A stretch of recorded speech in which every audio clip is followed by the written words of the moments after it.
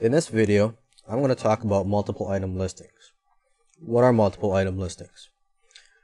Basically what they are listings that you put on eBay, and for example, you want to sell your hats. You have identical hats. Let's say you have 10 hats.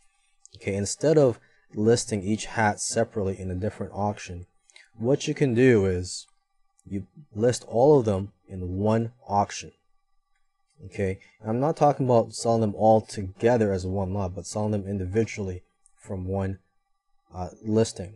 So basically, you could have 10 different buyers for each of your 10 hats from that one listing. And the benefit of doing this listing is that you'll save money in terms of listing fees. You won't have to pay for the other listings. So there's actually two types of multiple item listings. There's the fixed price format and there's the auction style format. Okay, the fixed price format is the most popular when listing multiple items. It's what most people use. It's what I use. I have never used an auction style format when listing multiple items, and I guess it all depends on your situation, but most of the time you'll find that the fixed price format is the way to go when listing multiple items. Okay, now let me just give you a couple of examples.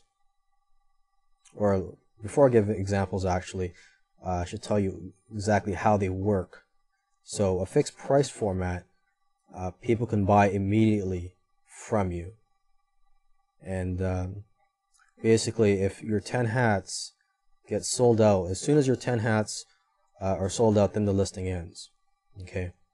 Now, in terms of an auction style format, people will not be able to buy from you right away. So let's say you have 10 hats and you place a starting bid of $5 and you list it for 7 days. So people will not be able to buy from you right away. They have to wait for the auction to end. And for this example, let's say 20 people want to buy your hats. Okay, and they all want one hat each.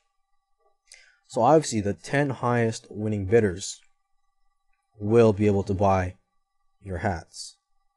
Okay, at the end of the auction, now this is where it gets confusing actually for some people. At the end of the auction, the price determined, like what price are the winning bidders going to be able to buy your hat for. It's not the highest winning bid, it's actually the lowest winning bid. So let's say the highest winning bid was $19.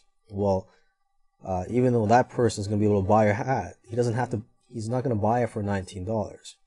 Okay, let's say out of the 10 highest winning bidders, the lowest winning bid was $11.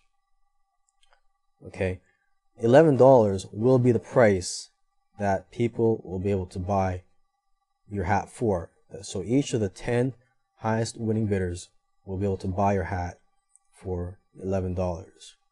Okay, so that's the way it works. I know it's a little confusing for some people and may take a little while for you to get used to. If you're ever confused about this topic, just go to the help pages of eBay and just type in multiple items or multiple item listings. Now let's take a look at an example. Okay, so looking at this page, which is a page I've been using throughout this video series for antiques. The first listing is actually a fixed price listing for multiple items. So let's just click on this just to get an idea of what it looks like.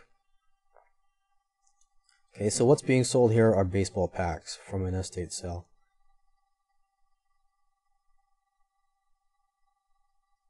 Three days left. Okay, there's 9 available packs left. 62 have been sold. And you can see the history here by clicking on this link. The buy now price is $14.95. And if you want to buy now, you just click on the buy it now button. And you'll be brought to this page if you want to buy it. And you could also enter the amount or the number of items or number of baseball packs you want to buy. Okay, so I'm just going to go back.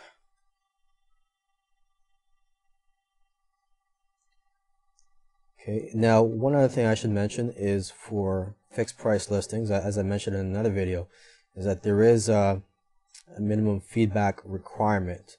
And if you're going to have multiple items for a fixed price listing, the minimum feedback requirement is actually higher. I believe it's 15 if you have a PayPal account, and if you don't have a PayPal account, it's 30. eBay is always changing the rules, so it's good to bookmark their important pages. Let's just go to the help pages here.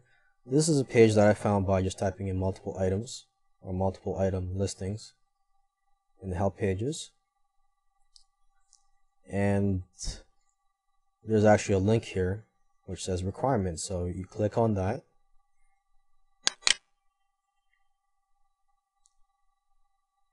And yes, it does say that you need a minimum feedback score of 15. And there's also some other requirements. And you could also bypass it by actually verifying yourself, I believe. I went through this in the video where I explained the fixed price listings. Okay, and if you don't have a PayPal account, the minimum feedback score required is 30. So it is mentioned here. And you have to be registered on eBay for at least 14 days.